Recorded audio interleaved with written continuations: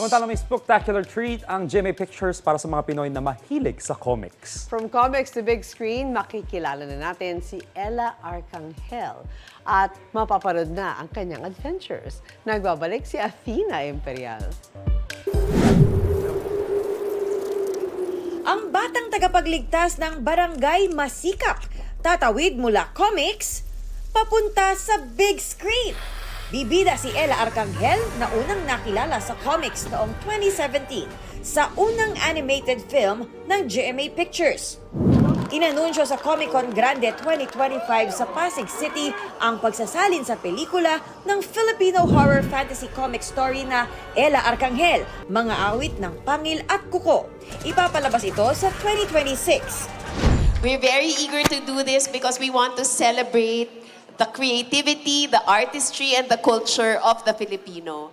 Buhay pa rin ang comics. Nakikita ko dito sa Comic Con na to, ang dami talagang fans ng comics. And we want to really celebrate the artistry of Filipinos, pati sa comics.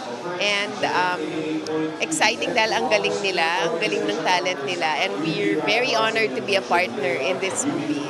Katuwang ng GMA Pictures ang 20 Manila sa animation film.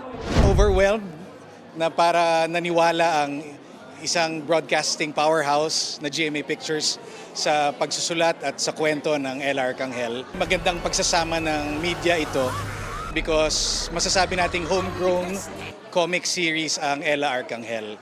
At sa partnership na ito with GMA Pictures, Dumalo rin sa official announcement ng partnership at teaser presentation sina GMA Pictures Executive Vice President Nessa Valdelion, GMA Public Affairs Senior Assistant Vice President Angeli Atienza. Ang creators ni Ella nasasabik ng ibahagi ang malikhaing kwento nitong sumasalamin sa lipunan. Plight ng mga mahihirap, plight ng mga walang bahay, ng mga pinapaalis sa mga bahay nila, yung mga dinidemolish yung bahay.